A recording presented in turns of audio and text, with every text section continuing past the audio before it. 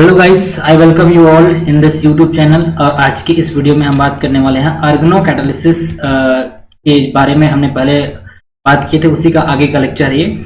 और इसमें हमने बात करेंगे कि आर्गनो मेटेलिक केमिस्ट्री के रिएक्शंस में मैकेनिज्म में कितने टाइप्स के रिएक्शंस होते हैं। तो शुरुआत करते हैं।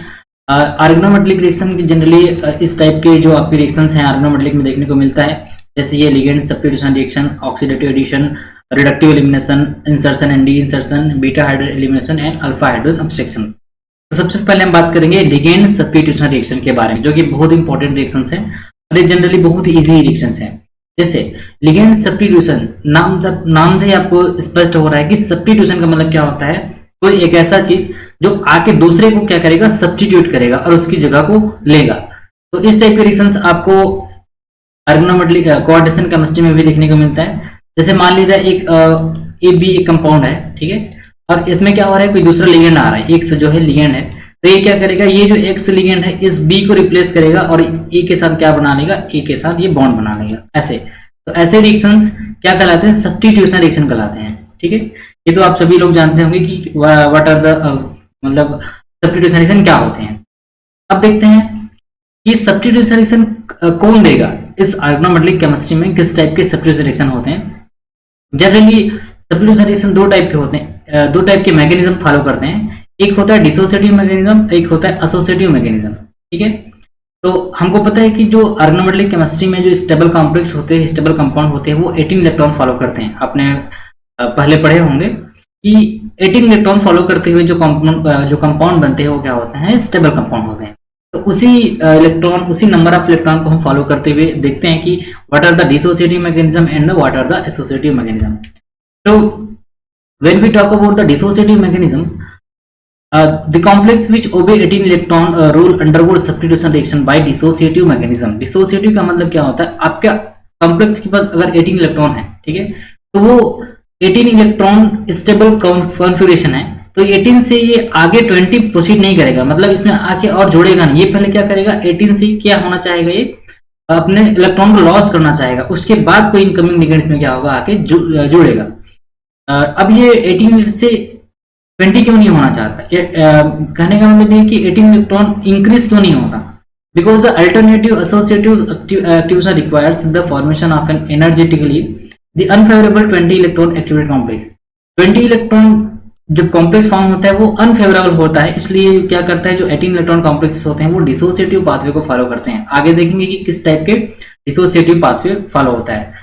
डिसोसिएटिव मैकेनिज्म में एक इंपॉर्टेंट बात यह है कि स्टेरिक क्राउडिंग, अगर आपके कॉम्प्लेक्सेस में स्टेरिक क्राउडिंग करने का मतलब क्या होता है, कंपाउंड मेटल के आसपास लिगेंड, नंबर ऑफ लिगेंड जो है ज्यादा अगर हो जाएंगे, steric crowding of ligand increases the rate of dissociative process.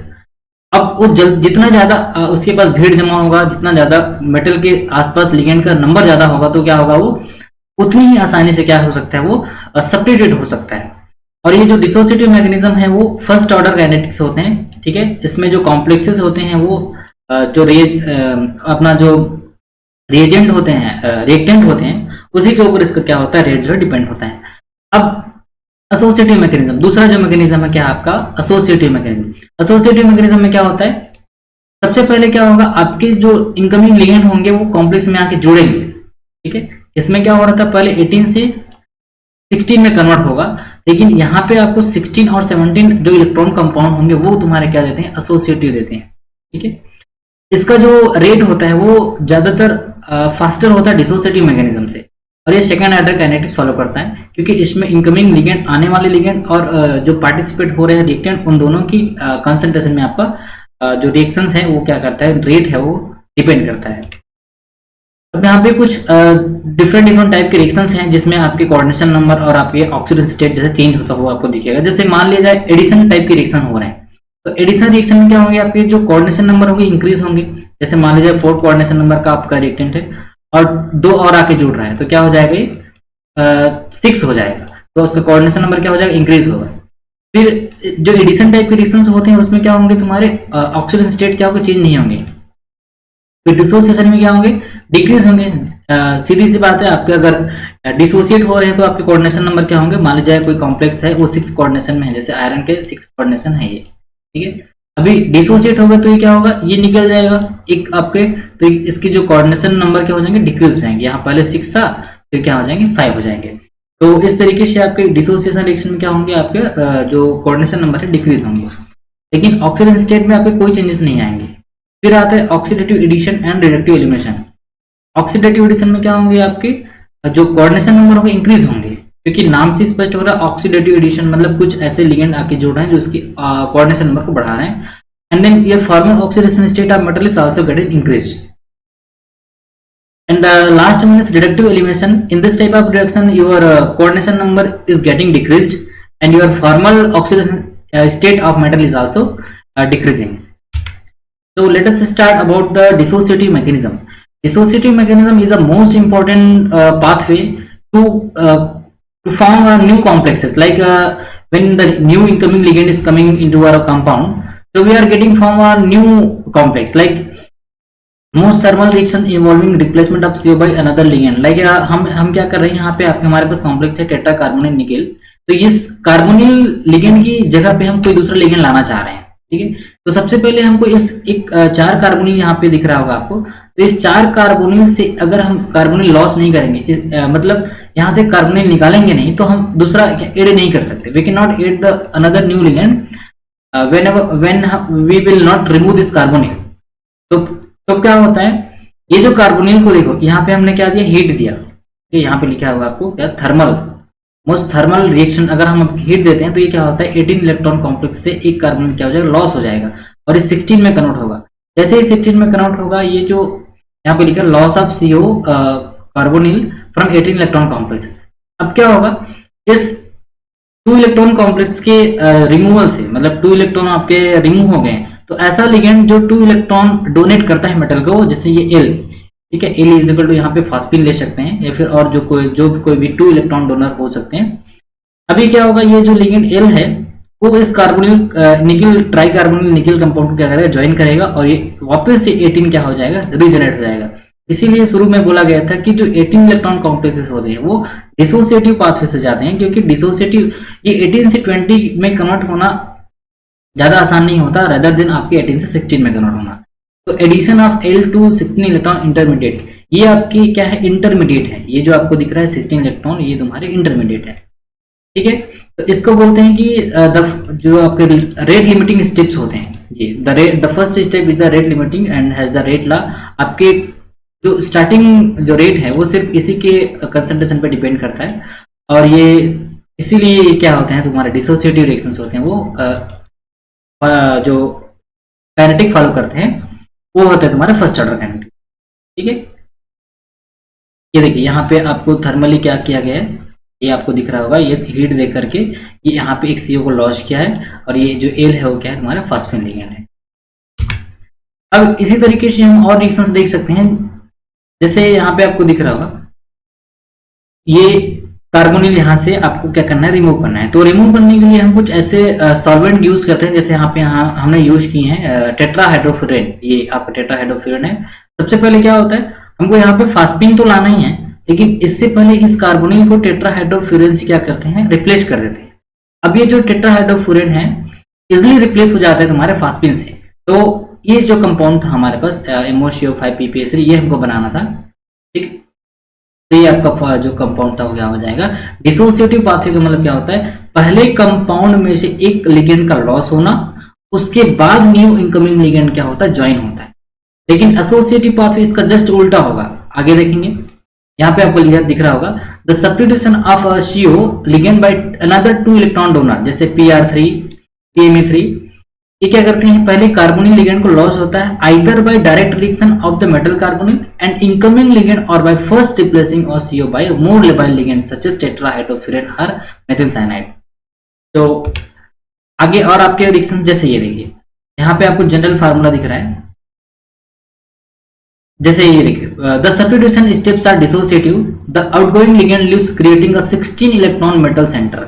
18 से क्या होंगे, 2 इलेक्ट्रॉन जो है रिमूव हो जाएंगे, तो क्या हो जाएंगे, वो 16 इलेक्ट्रॉन में कन्वर्ट हो जाएंगे, और उसी को बोलते हैं कोऑर्डिनेटिवली unsaturated The entry of a new 2 electron ligand restores the 18 electron count. Competition between ligands for coordination to the 16 electron center may be countered by the having and incoming ligand. जैसे आपके यहाँ पे देखो n नंबर ऑफ CO है, ये पहले क्या हुआ आपके रिमूव हुए, तो n-1 मतलब एक आपके लिगेंड क्या हो जाएंगे, रिमूव हो जाएंगे। अब क्या होगा, ये L आएगा, L कुछ भी हो सकता है, यहाँ पे 2 इलेक्ट्रॉन डोनर, तो यहाँ पे क्या होगा, ज्वाइन हो गए। अब अगर वापस से CO हम इसको देते हैं तो क्या हो जाएगा, वापस से हमारा जो रिएक्टेंट है वो क्या हो जाएंगे, रिफॉर्म हो जाएगा। इस तरीके से हमने, जैसे मान लीजिए दूसरा रिएक्शन है यहाँ पे FeCO5, इसमें आपका ये जो लिगेंड है क्या हो रहा है, 1,4-ब्यूटाडाइन जो है आपको ऐड किया जा रहा है, तो इसमें ऐड करेंगे तो क्या होगा, हमको पता है कि ये 4 इलेक्ट्रॉन डोनर होता है, ईटा 4 से जुड़ेगा, अगर यहाँ पे ईटा 4 से जुड़ता है तो ये 4 इलेक्ट्रॉन डोनर होगा। तो अगर 4 इलेक्ट्रॉन डोनर कोई कंपाउंड जो लिगेंड है अगर मेटल के साथ जुड़ गया, तो उसी नंबर पे आपका लिगेंड क्या होना पड़ेगा, लॉस होना पड़ेगा। जैसे 2CO यहाँ पे लॉस हुआ है, मतलब एक CO जो है 2 इलेक्ट्रॉन डोनर होता है, तो 2CO कितना हो जाएंगे, 4 इलेक्ट्रॉन डोनर हो जाएंगे। तो 4 इलेक्ट्रॉन की कमी होगा, तो यहाँ पे आपका ईटा 4 मैनर में ये जो लिगेंड है, तो काउंट कर सकते हैं हम। आयरन का होता है तुम्हारा 8, और ये 3 कार्बन में, तो 3 2 जा 6, 8 + 6 हो जाएगा तुम्हारा 14, और 14 + 4 हो जाएगा 18। मतलब आपके जो बनने वाले कॉम्प्लेक्स भी क्या होंगे, 18 इलेक्ट्रॉन को ही फॉलो करेंगे, तब आपका जो डिसोसिएटिव पाथवे क्या होगा, फॉलो होगा। सेम विद द केस भी देखिए, यहाँ आपको दिख रहा होगा FeCO5 है, ये भी 18 ही है। जैसे आयरन का काउंट करेंगे तो होता है 8, क्योंकि आयरन के आउटर सेल में होता है 3d6 और 4s2, तो 6 + 2 8, और ये 5 2 जा 10, तो 10 + 18, यहाँ पे आपका 18 इलेक्ट्रॉन फॉलो कर रही है। अब क्या होगा, PMA3 से हम क्या करेंगे, इस CO को रिप्लेस करना चाहेंगे। तो देखो 2CO रिप्लेस हो गया, 2CO क्यों रिप्लेस हुआ, क्योंकि हमारे पास PMA3 कितने, 2 है, क्योंकि एक PMA3 भी 2 इलेक्ट्रॉन ही डोनर होता है। और यहाँ पे क्या होगा, ये 4 इलेक्ट्रॉन डोनर हो जाएंगे, तो 2 2 जा 4, तो आपको जितने इलेक्ट्रॉन बाहर करोगे उतने इलेक्ट्रॉन डोनर आपको डालना पड़ेगा। अब यहाँ पे क्वेश्चन एक से उठता है कि ये जो कार्बोनिल है, ठीक है, ये कार्बोनिल जो है PMA3 से अगर हम और PMA3 ऐड करते हैं, मान लीजिए इसी कॉम्प्लेक्स में अगर PMA3 ऐड करते हैं, तो क्या इस कार्बोनिल को भी लॉस किया जा सकता है, ठीक है। तो आगे आपके जो रिएक्शंस होंगे और PMA3 अगर ऐड होंगे तो थोड़ा सा मुश्किल होता है, क्योंकि अब अगर हम PMA3 ऐड करेंगे तो सबसे पहली बात क्या होगा, आपको यहाँ दिख रहा होगा, ये जो मेटल है, ये जो मेटल है आपका बैक बॉन्डिंग प्रोसेस करता है। जैसे ये PMA3 क्या करेगा, इस मेटल को इलेक्ट्रॉन देगा, क्योंकि ये डोनेटिंग प्रोसेस करता है। PMA3 जो है इलेक्ट्रॉन डोनर होता है, PMA3 एक्सेप्टर नहीं होता। तो अगर ये PMA3 इस मेटल को इलेक्ट्रॉन देगा, ठीक है, तो ये मेटल क्या करेगा, इस अपने इलेक्ट्रॉन को कार्बोनिल को देगा, मतलब बैक बॉन्डिंग करेगा, क्योंकि हमको पता है कि कार्बोनिल जो है, कार्बोनिल लिगेंड है, वो पाई एक्सेप्टर लिगेंड होते हैं। और जैसे ही जितना ज्यादा P जो है, PMA3 जो है इलेक्ट्रॉन डेंसिटी मेटल को डोनेट करेगा, और ये मेटल क्या करेगा, कार्बोनिल को डोनेट करेगा। तो कार्बोनिल को डोनेट करने से क्या होगा, यहाँ पे बैक बॉन्डिंग की प्रोसेस बढ़ेगी। और बैक बॉन्डिंग हमको पता है, आपने पढ़ा होंगे फर्स्ट सेमेस्टर में या फिर प्रीवियस क्लासेस में, जैसे बैक बॉन्डिंग होता है तो क्या होता है, ये जो मेटल और कार्बन के बीच का बॉन्ड क्या होता है, स्ट्रांग होता है। और मेटल कार्बन के बीच बॉन्ड स्ट्रांग होने से क्या होता है, यहाँ पे आपका जो एक्टिवेशन एनर्जी है वो ज्यादा होगा और आपको ज्यादा एनर्जी लगेगा, इसलिए ये जो फर्दर जो है CO क्या होता है, लॉस नहीं हो पाता, या फिर रिएक्शन क्या होता है, स्लो हो जाता है। इस तरीके से हम बैक बॉन्डिंग के कॉन्सेप्ट से ये भी जान सकते हैं कि मेटल कार्बन के बीच का बॉन्ड का स्ट्रेंथ कैसे होगा, ठीक है। आगे नेक्स्ट रिएक्शन देखते हैं। जैसे यहाँ पे देखो CO5NO, अभी क्या होता है, PPS3 इनकमिंग लिगेंड है, तो यहाँ पे क्या होगा, PPS3 2 इलेक्ट्रॉन डोनर है, तो क्या होगा, एक कार्बोनिल क्या हो जाएगा, लॉस हो जाएगा, ये आपको दिख रहा है। फिर आपका रीनियम की केस में भी वैसे PPS3 आया, फिर एक CO लॉस हो गया। फिर जैसे PCS3, ये भी 2 इलेक्ट्रॉन डोनर है, और ये 2 इलेक्ट्रॉन डोनर है, तो 5 2 जा 10, तो यहाँ पे क्या होगा, एक CO क्या हो जाएंगे, लॉस हो जाएंगे। फिर आपका इरिडियम की केस में देखो 2 PPS3 है, मतलब 4 इलेक्ट्रॉन डोनर हो गए, क्योंकि 1 PPS3 is a 2 electron donor, तो यहाँ पे आपको 2, ये भी सेम, मतलब आपको 4 इलेक्ट्रॉन डोनर जो है क्या निकल जाएंगे। सेम वैसे FeCO5 केस में, फिर ये आपको 2Pa3 दिख रहा है, ये भी 2 इलेक्ट्रॉन डोनर है, तो 2, अगर एक 2 इलेक्ट्रॉन डोनर है तो 2, हमने 2 मॉलिक्यूल लिए हैं, तो 2 2 जा 4, तो यहाँ पे भी आपका 4 जो CO जो है लॉस हो जाएगा। सेम वैसे यहाँ पे CrCO6 है, यहाँ पे 2। अब देखो NO हमको पता है कि ये बैंड NO के 2 फॉर्म होते हैं, ठीक है, आपने पढ़ा होगा पिछले क्लास में, बेंड होता है और लीनियर होता है। तो अगर ये बेंड होता है तो आपके 2 इलेक्ट्रॉन, सॉरी बेंड होता है तो 1 इलेक्ट्रॉन डोनर होता है, और लीनियर होता है तो 3 इलेक्ट्रॉन डोनर होता है। तो यहाँ पे आपको 3 इलेक्ट्रॉन डोनर के फैशन में अगर ये जुड़ता है तो 3 टू 6, ये क्या करेगा 6 इलेक्ट्रॉन डोनेट करेगा। तो यहाँ से हमको 6 इलेक्ट्रॉन जो डोनेट कहने का मतलब 3 CO आपको लॉस करना पड़ेगा, तब जाके ये मेंटेन हो पाएगा। ठीक है, तो इस तरीके से यहाँ पे आपको लिख के दिखा रहा होगा 2 NO ligand always replace 3 CO ligand. क्यों? क्योंकि एक इनो जो है 3 इलेक्ट्रॉन डोनर होता है, तो 2 कितना हो जाएंगे 6 हो जाएंगे, तो 3 CO लिगेंड कितना हो जाएंगे 6। तो जितने नंबर आप इलेक्ट्रॉन उनको डोनेट करते हैं उतने ही नंबर क्या करेंगे वो रिप्लेस कर पाएंगे। फिर सेकेंड प्रोसेस आता है एसोसिएटिव मैकेनिज्म। एसोसिएटिव मैकेनिज्म में क्या होगा, इस जस्ट उल्टा होगा, it is just reverse of the dissociative. जैसे अब पिछले स्लाइड में आपने देखे हैं कि जो Y है क्या हो रहा था, पहले आके मतलब जो इनकमिंग लिगेंड था पहले जुड़ नहीं रहा था, पहले ये निकल रहा था। अब इसमें क्या होगा, CO तो पहले आपके पास रहेगा ही, जो आने वाला लिगेंड है क्या होगा पहले जुड़ेगा, उसके बाद क्या होगा CO लॉस होगा।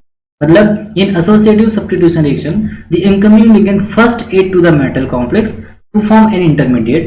This is slow and the rate determining step. In this next step the dissociation of one of the original ligands occur rapidly. अब क्या होगा, सेकेंड स्टेप में जो लिगेंड था जो हमारा डिसोसिएटिव होने वाला था वो पहले आने वाले लिगेंड के एसोसिएशन के बाद निकलेगा। ठीक है, इस टाइप के जो रिएक्शंस होते हैं वो काइनेटिक जो फॉलो करते हैं वो क्या होता है सेकेंड ऑर्डर काइनेटिक फॉलो करते हैं, क्योंकि ये इनकमिंग लिगेंड की कंसंट्रेशन और तुम्हारे कॉम्प्लेक्स के रिएक्टेंट के में भी डिपेंड करता है। फिर नेक्स्ट देखते हैं कि कौन कौन सी कॉम्प्लेक्स एसोसिएटिव पाथ फॉलो करता है। जैसे हमने पहले डिसोसिएटिव पाथवे में देखें कि डिसोसिएटिव में जो 18 इलेक्ट्रॉन कॉम्प्लेक्सेस है वो फॉलो करते हैं, लेकिन इसमें क्या होगा ये जो है 16 इलेक्ट्रॉन कॉम्प्लेक्स वाले फॉलो करते हैं, क्योंकि 16 इलेक्ट्रॉन हमको पता है कि ऑर्गेनोमेटेलिक कॉम्प्लेक्सेस कंपाउंड में जो 16 इलेक्ट्रॉन कॉम्प्लेक्सेस होते हैं वो 18 की तरफ जाना चाहता है, क्योंकि 18 एक स्टेबल कॉम्प्लेक्सेस है। तो इसीलिए तुम्हारा जो रेट है एसोसिएटिव का क्या होता है फास्ट होता है रेदर देन तुम्हारे डिसोसिएटिव।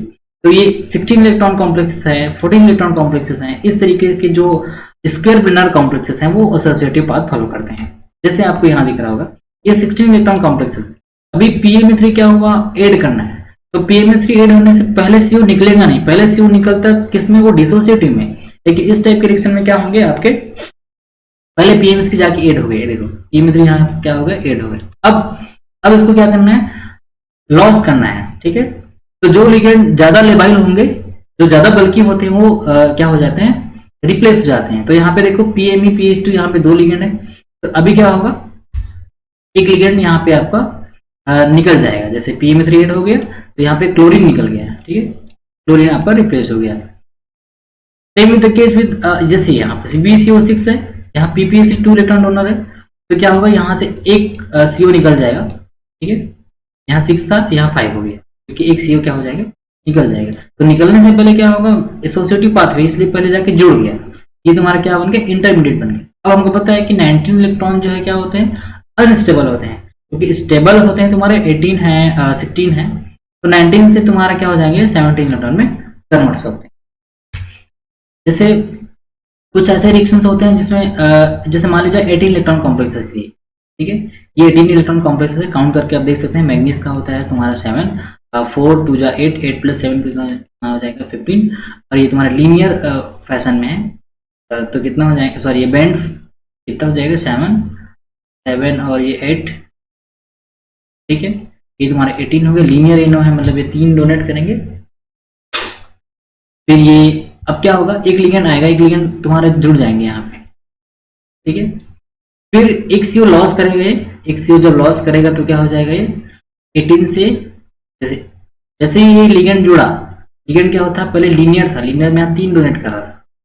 ठीक है, 3 डोनेट कर रहा था, यहाँ पे बेंड बन गया, तो बेंड हो जाएगा तो ये 1 हो जाएगा, तो ये इस L का हो जाएगा 2, इस कार्बोनिल 4 कार्बोनिल तो कितना हो जाएंगे तुम्हारे, ये तुम्हारे हो जाएंगे 8, और इस मैग्नीज का हो जाएगा तुम्हारा क्या कितना 7, तो ये जाएगा 8 + 7 कितना 15, 15 + 2 17, और ये बेंड हो जाएगा 18, तो फिर से 18 में कन्वर्ट हो गया। फिर तुम्हारे जो बेंड फैशन में जो जुड़ा है वापस से ये अगर हम एक CO लॉस करते हैं तो क्या हो जाएंगे ये लीनियर में कन्वर्ट हो जाएगा। ठीक है, यहाँ पे 18 कॉम्प्लेक्स, ये 18 रूल फॉलो कर रहा है क्योंकि इसका कितना हो जाएगा, कार्बोनिल का हो जाएगा यहाँ पे 8 प्लस 7 15, 15 प्लस ये लीनियर कितना हो जाएगा 3। तो ये 18 इलेक्ट्रॉन, मतलब ये यहाँ पे बताना चाह रहा है कि कभी कभी अगर तुम्हारे लिगेंड की प्रॉपर्टी दो टाइप की बिहेवियर है, जैसे कायदे से हमको पता है कि 18 इलेक्ट्रॉन जो है डिसोसिएटिव पाथ फॉलो करता है, लेकिन अगर तुम्हारे कंपाउंड में ऐसे लिगेंड्स हैं जो अपने जो लिगेंड इलेक्ट्रॉन देने की जो टेंडेंसी है वो स्विच कर जाता है, 1 इलेक्ट्रॉन डोनर है, 3 इलेक्ट्रॉन डोनर है, इसको हेप्टासिटी भी बोलते हैं कभी कभी, कितने टाइप से कितने कौन से फैशन में इलेक्ट्रॉन दे रहे हैं।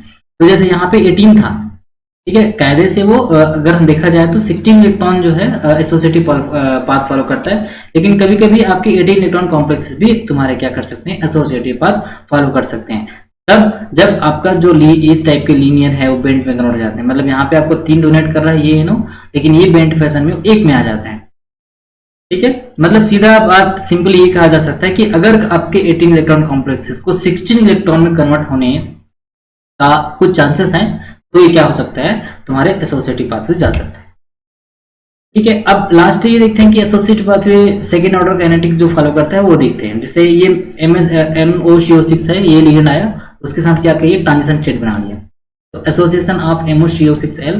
सेकेंड स्टेप में क्या होगा, ये जो आपका ट्रांजिशन स्टेट है, ये CO क्या हो जाएगा, लॉस हो जाएगा, ये loss of CO from transition state. तो इस तरीके से आपकी जो रेट है वो इनकमिंग लिगेंड और ये आपके रिएक्टेंट में डिपेंड करता है, इसलिए आपका जो इसका क्या है, एसोसिएटिव पाथवे जो है दोनों का रेट मिक्स हो जाता है, और ये यूनिमोलिकुलर एंड बायोमोलिकुलर, मतलब आपके रेट जो है काइनेटिक्स से क्या हो जाएंगे, सेकेंड ऑर्डर काइनेटिक। फिर नेक्स्ट रिएक्शन देखते हैं ऑक्सीडेटिव एडिशन, ठीक है। ऑक्सीडेटिव एडिशन में क्या होंगे, इसमें डिसोसिएटिव पाथवे और एसोसिएटिव पाथवे की तरह नहीं होगा, ये बिल्कुल अलग होगा।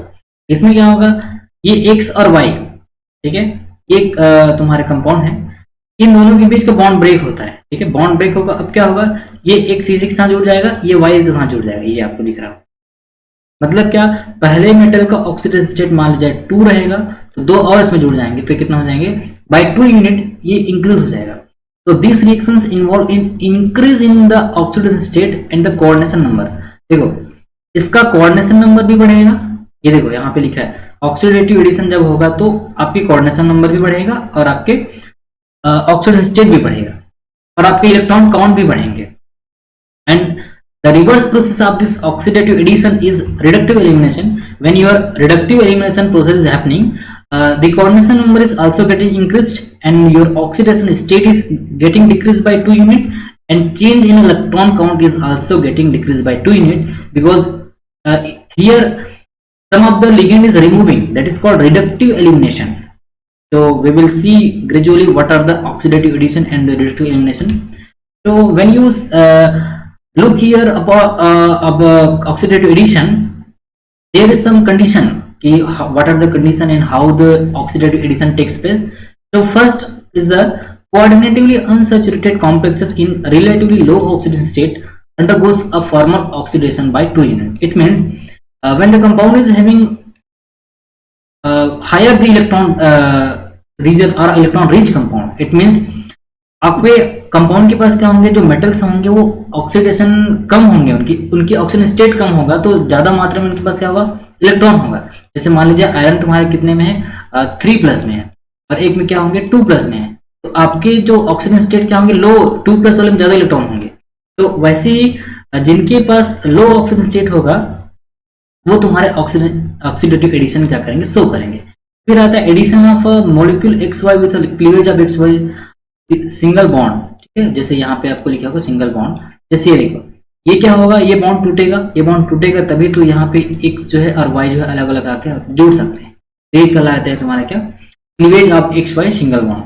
फिर increase in the oxidation state of metal by 2 unit, same वही प्रोसेस जो मैंने बताया कि आपके जो ऑक्सीडेटिव एडिशन में क्या होंगे, आपके मेटल के ऑक्सीडेशन स्टेट जो है क्या होंगे, 2 यूनिट से चेंज होंगे।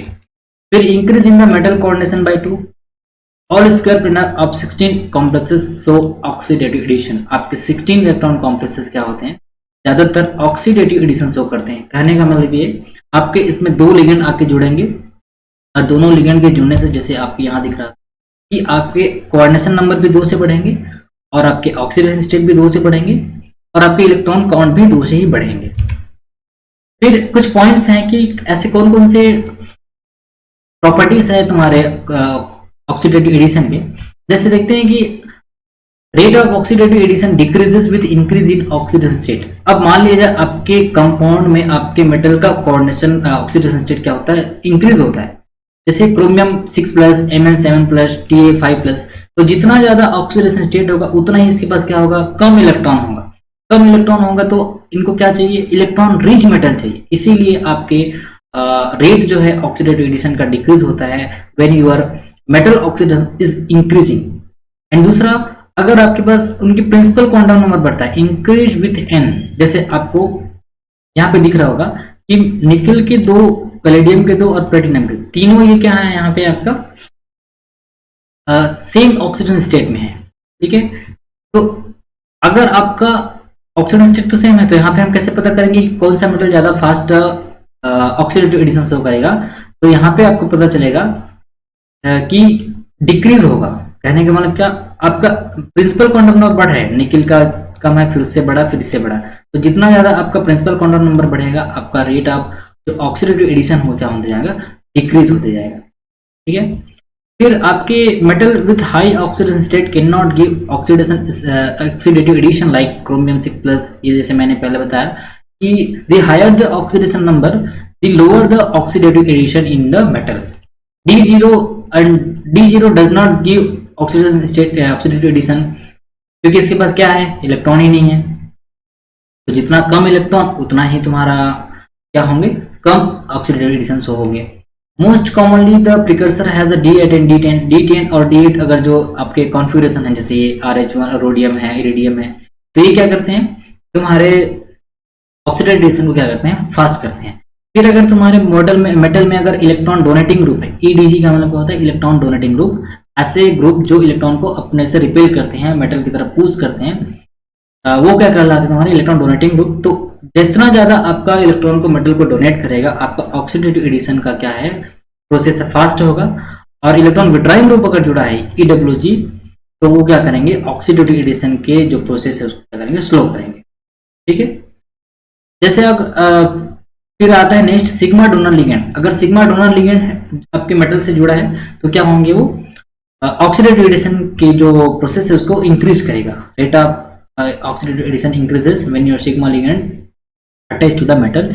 अगर पाई एक्सेप्टर लिगेंड है, पाई एक्सेप्टर लिगेंड है मतलब मेटल के इलेक्ट्रॉन को अपनी तरफ अगर खींचेगा तो ऑक्सीडेटिव एडिशन को क्या करेगा, वो स्लो करेगा, मतलब डिक्रीज करेगा। एंड सेकंड लास्ट है स्टेरिक हिंड्रेंस। स्टेरिक हिंड्रेंस का मतलब होता है मेटल के आसपास कितना ज्यादा, एक प्रकार से कहा जा सकता है कि नंबर ऑफ लिगेंड ज्यादा है। जितना ज्यादा नंबर ऑफ लिगेंड होगा तो इनकमिंग लिगेंड को क्या करेगा, वो रोकेगा आने के लिए। ठीक है, जैसे आपको 4-5 लोग घेर के रखे हैं तो कोई आने वाला आदमी आपके पास नहीं आ सकता। जितना ज्यादा आपके पास हिंड्रेंस होगा, the more the steric hindrance that decreases the oxidative addition, तो इनकमिंग लिगेंड क्या होगा, नहीं आ पाएगा। ठीक है, इस तरीके से आपने कुछ पॉइंट्स देखे कि क्या क्या ऑक्सीडेटिव एडिशन के पॉइंट्स हैं। फिर ये आपका लास्ट है कार्बन हाइड्रोजन बॉन्ड का जो एक्टिवेशन रिएक्शंस हैं, ये भी बहुत की रोल प्ले करता है ऑक्सीडेशन स्टेट में। जितना जल्दी से ये बॉन्ड तुम्हारे एक्टिवेट हो जाएंगे उतने आसानी से लिगेंड क्या हो के जुड़ जाएंगे। फिर ऑक्सीडेटिव एडिशन के कुछ एक प्रकार से कंडीशंस हैं कि कैसे कैसे टाइप के मेटल ऑक्सीडेटिव एडिशन करेंगे। मान लीजिए आपके आने वाला जो इनकमिंग लिगेंड है वो नॉन पोलर है। ठीक है, तो नॉन पोलर है तो कौन सी पोजीशन में ऐड होगा, if your compound the incoming ligand is polar, तो ये कौन से टाइप के एडिशन देंगे। तो नॉन पोलर जो कंपाउंड होते हैं जैसे H2O2 X2 X2 मतलब हाइड्रोजन Cl2 Br2 D2, तो ये क्या करेंगे, तुम्हारे सीस एडिशन देंगे। सीस एडिशन जैसे हमको पता है कि 90 डिग्री में ऐड होता है वो क्या तुम्हारे शीश एडिशन, और 180 डिग्री में जो ऐड होता है वो क्या तुम्हारे ट्रांस एडिशन।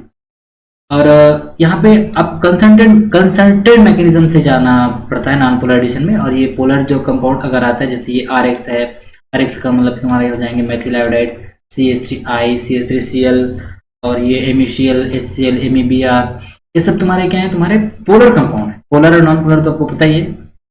इसमें एक एक्सेप्शन आता है कि जो हाइड्रोजन आयोडाइड है, ठीक है, हाइड्रोजन आयोडाइड तुम्हारे पोलर कंपाउंड होते हुए भी ये क्या देता है, सिस एडिशन देता है। मतलब हाइड्रोजन और आयोडीन जो है एक दूसरे से 90 डिग्री में ऐड होता है। देखेंगे आगे। जैसे ये आपका पहला एडिशन H2 का होने वाला है। ऑक्सीडेटिव एडिशन में हमने देखे कि इसका कोऑर्डिनेशन नंबर भी कितना है, 4 है, लेकिन जुड़ने के बाद कितना होगा, यहाँ देखो, जुड़ने के बाद आपका जो कोऑर्डिनेशन नंबर हो जाएगा 2 से बढ़ेगा बोलो तो ये हो जाएगा 6, 1 2 3 4 5 6। इस तरीके से आपका जो इलेक्ट्रॉन काउंट यहाँ पे 16 है, काउंट करके देख सकते हैं, तो यहाँ पे हो जाएगा आपका। तो जो दोनों हैं आपका कोऑर्डिनेशन नंबर और आपके इलेक्ट्रॉन काउंट और आपके ऑक्सीजन स्टेट भी क्या हो जाएंगे, 2 से इंक्रीज हो जाएंगे। फिर अगर O2 का वास्कस कॉम्प्लेक्स, ये जो कॉम्प्लेक्स कहलाता है वास्कस कॉम्प्लेक्स है, ठीक है, वास्कस कॉम्प्लेक्स बोलते हैं ये इरिडियम Cl COP को। अगर ये O2 का एडिशन होता है तो O2 जो इस तरीके से ऐड होता है आपके इसमें वास्कस कॉम्प्लेक्स में। तो इस सेक्शन में क्या हो रहा है, O2 का जो बॉन्ड ऑर्डर है नॉट कंप्लीटली ब्रोकन नहीं हो रहा है, ये पार्शियली आपके बॉन्ड ऑर्डर जो है, यहाँ पे O में क्या था, डबल बॉन्ड था, लेकिन यहाँ पे आपके सिंगल बॉन्ड हो रहा है। इस तरीके से आपके ऑक्सीजन का एडिशन होता है। फिर वैसे Cl2 देखो, Cl2 क्या है तुम्हारे, पोलर है कि नॉन पोलर, यहाँ पे आपको दिख रहा होगा नॉन पोलर है। तो नॉन पोलर में जो एडिशन होगा क्या होगा, सिस बोला हूँ मैं, ठीक है। तो यहाँ पे आपको सिस एडिशन दिख रहा होगा, ये दोनों क्या एक दूसरे से 90 डिग्री, ठीक है। अगर यही क्लोरीन इसके साथ यहाँ जुड़ता है तो क्या होता है 180, मतलब ट्रांस। आगे देखेंगे ट्रांस एडिशन कैसे होता है। फिर एल्कीन का भी और एल्काइन का भी वास्कस कॉम्प्लेक्स में एडिशन होता है। तो ये देखो आपका एल्कीन का एडिशन हो रहा है इस तरीके से, और ये एल्काइन का एडिशन होगा तो इस तरीके से हमारे एडिशन होंगे। फिर ये मेथेन का एडिशन कर रहे हैं, ये पे प्लेटिनम यहाँ पे ऐड हो जाएंगे दोनों, ये H और CH3। तो एक जैसे ये तुम्हारा क्या है, मेथेन तुम्हारा क्या है, नॉन पोलर कंपाउंड है, तो तुम्हारी सिस एडिशन हो जाएंगी 90 डिग्री। फिर ये फ्लोरीन का भी इरिडियम के साथ दो, यहाँ पे जो बीच का कार्बन होता है डबल बॉन्ड होता है, वहां से ये क्या करता है, ये इरिडियम वाला यहाँ से आपके जैसे यहाँ पे इसके कोऑर्डिनेशन कितना है, 2 और 3 4 से कितना हो जाएगा, यहाँ पे 6 हो जाएगा। इस तरीके से आपके फ्लोरीन में भी ऐड हो सकते हैं। जैसे ये मैं बात कर रहा था, ये जो नॉन पोलर कंपाउंड होते हैं, देखो ये दोनों आपको एक ही पोजीशन में दिख रहा होगा, ग्रीन ग्रीन हाइड्रोजन दिख रहा है, वो 30 पोजीशन में ऐड हुआ है, ठीक है। यहाँ पे इसका कोऑर्डिनेशन नंबर कितना है, 1 है, सॉरी ऑक्सीजन स्टेट कितना है, 1 है, लेकिन यहाँ पे देखो 3 हो गया, मतलब क्या हो गया, 2 से इंक्रीज हो गए। फिर अगर ये मेथिल ब्रोमाइड क्या है तुम्हारे, पोलर कंपाउंड क्या देंगे, ट्रांस देंगे। देखो ये एक दूसरे से क्या है 180 डिग्री में, तो ये ट्रांस एडिशन देंगे और इरिडियम का ऑक्सीजन स्टेट क्या हो जाएगा, 3 हो जाएगा। But when we move towards hydrogen iodide case में क्या होंगे, ये देखो ये it is polar compound but it is giving your cis addition, ठीक है। ये सिस पोजीशन में देता है, इसलिए इसको एक्सेप्शन बोला गया है कि जो हाइड्रोजन आयोडाइड है ये क्या करते हैं, सिस पोजीशन में एडिशन देते हैं। तो याद रखना हाइड्रोजन आयोडाइड जो है पोलर होते हुए भी आपके नॉन क्या बोलते हैं, ट्रांस एडिशन ना देके सिस एडिशन देते हैं, ठीक है। सिस पोजीशन में आपका क्या करता है, कंपाउंड को ऐड करता है। अब इसके कुछ रिलेटिव एलिमेंट्स क्या बोलते हैं, ऑक्सीडेटिव एडिशन के कुछ हैं। ये ऑक्सीडेटिव एडिशन अगर इस टाइप के जैसे मेथिल आयोडाइड है, एथिल आयोडाइड है, आइसोप्रोपिल आयोडाइड है, तो मेथिल आयोडाइड का जो है रेट फास्ट होगा, फिर तुम्हारे एथिल आयोडाइड का एडिशन होगा, फिर आइसोप्रोपिल आयोडाइड का। मतलब जितना ज्यादा आपका स्टेरिक हिंड्रेंस बढ़ेगा, देखो मेथिल में 1 कार्बन, फिर 2 कार्बन, फिर 3 कार्बन, तो नंबर ऑफ कार्बन बढ़ रहा है, मतलब क्या हो रहा है, आपको जुड़ने के लिए ज्यादा जगह चाहिए। तो जितना ज्यादा बड़ा आपके मॉलिक्यूल्स आने वाले लिगेंड होंगे वो तुम्हारे क्या होंगे, डिक्रीज करेंगे ऑक्सीडेटिव एडिशन। और same with the case with ये आपका हाइलाइट आल्सो, अगर आपके आयोडीन है, ब्रोमाइन है, क्लोरीन है, तो आपके बेसिक कैरेक्टर अगर पढ़ते हैं, ठीक है, तो ये क्या होते हैं, हमारा जो लिगेंड की जुड़ने की टेंडेंसी वो ज़्यादा बढ़ेगा। तो जो मेथिल आयोडाइड है उनका ज़्यादा एडिशन पहले होगा, फिर ब्रोमाइन का, फिर क्लोरीन। फिर एक एडिशन में जो ऑक्सीडेटिव एडिशन का एक पॉइंट है तुम्हारा साइक्लोमेटालाइजेशन कहलाता है। ये मतलब इसमें क्या होंगे, इंट्रामोलिकुलर होंगे, कोई बाहर से लिगेंड नहीं आएंगे, उसी कंपाउंड के लिगेंड में जो जुड़े होंगे वहीं से क्या हो जाएंगे, उनका ऑक्सीडेटिव एडिशन हो जाएंगे। ये बहुत इंपॉर्टेंट है, इसको आर्थोमेटालाइजेशन भी बोलते हैं।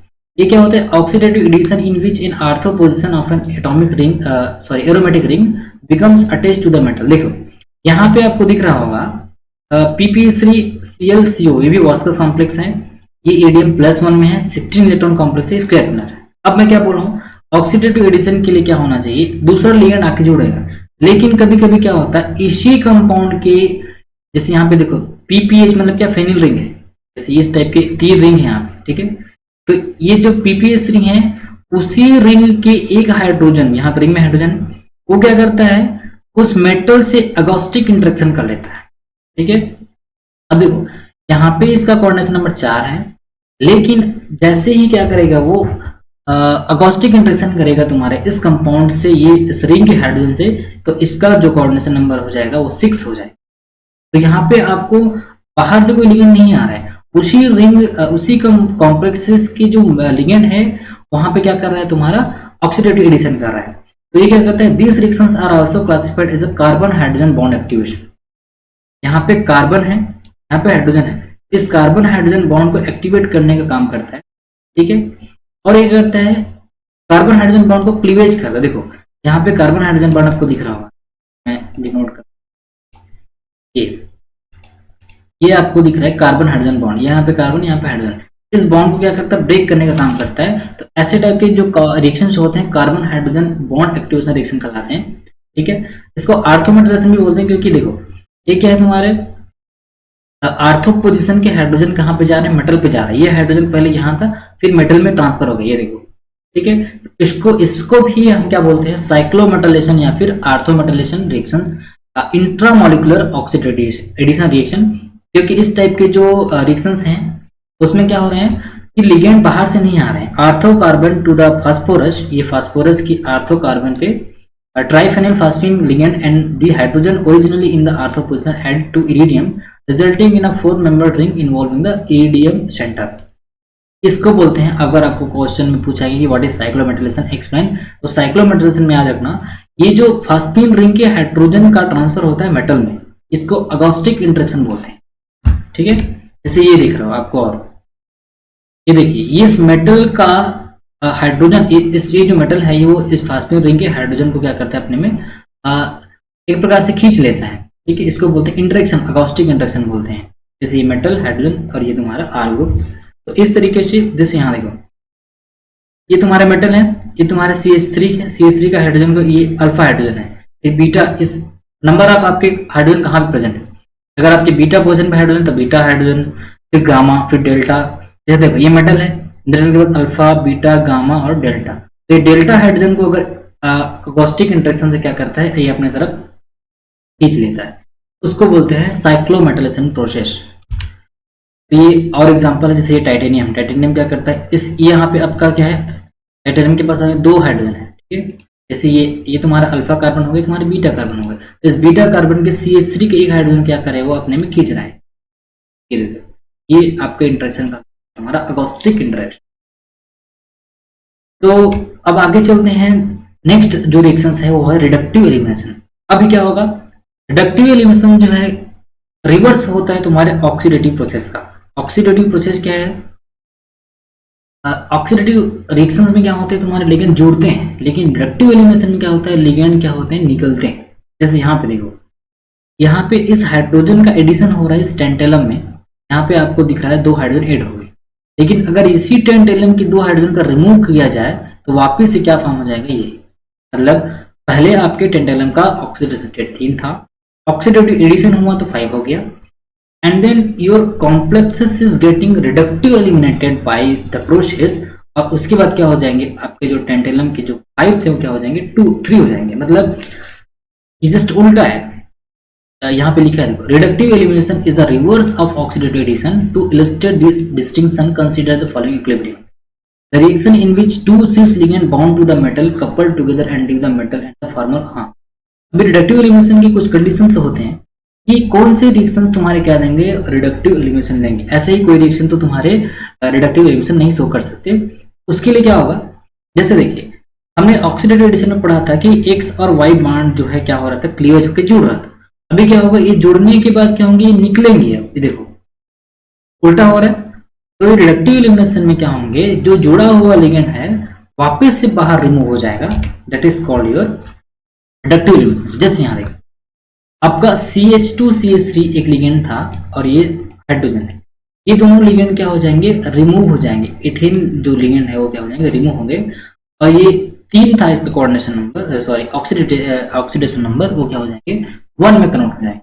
तो ये जस्ट उल्टा है आपको, यहाँ पे मैंने पहले स्लाइड में जो बताया था, यहाँ देखिए, ये देखिए रिडक्टिव एलिमिनेशन होगा तो आपका जो कोऑर्डिनेशन नंबर होगा 2 से कम होगा, सारा चीज 2 से आपके क्या होते जाएंगे, कम होते जाएंगे। उस तरीके से हमने यहाँ पे आपको समझाने की कोशिश कर रहे हैं कि जितने भी रिडक्टिव एलिमिनेशन प्रोसेस होंगे, ठीक है, उसमें क्या होगा आपके, हाँ दूसरा कंडीशन ये है कि इसको सिस होना चाहिए, मतलब अगर एक लिगेंड यहाँ पे है और दूसरा लिगेंड यहाँ पे है तो एक दूसरे से क्या होगा, ट्रांसपोजिशन होंगे। तो ट्रांसपोजिशन में होने की वजह से वो एलिमिनेट होने में प्रॉब्लम होता है, इसी वजह से ओनली सिस कंपाउंड यहाँ पे क्या भी होगा, two cis ligand bond to metal couple together and leave the metal and the formal oxidation state is reduced by two unit, is called reductive elimination reaction. तो यहाँ पे देखो, यहाँ पे आपका 2 लिगेंड सिस पोजीशन में है तो ये क्या हो जाएगा, रिमूव हो जाएगा। Same with the case with this also, ये आपका सिस पोजीशन में है तो यहाँ क्या हो जाएगा, रिमूव हो जाएंगे। तो यहाँ पे 2 मेथिल है, ठीक है, तो इसमें पहले क्या होगा, मेथिल आयोडाइड का क्या किए हैं, ऑक्सीडेटिव एडिशन करा दिए। तो हमको पता है कि methyl iodide is a polar compound, that is why it is getting staged in transposition. This methyl and this iodine is trans to each other, and then when reductive elimination process is happening, this 2 methyl is getting eliminated, and you can form ethane. So here methyl and iodide is attaching to the trans position because it is polar compound.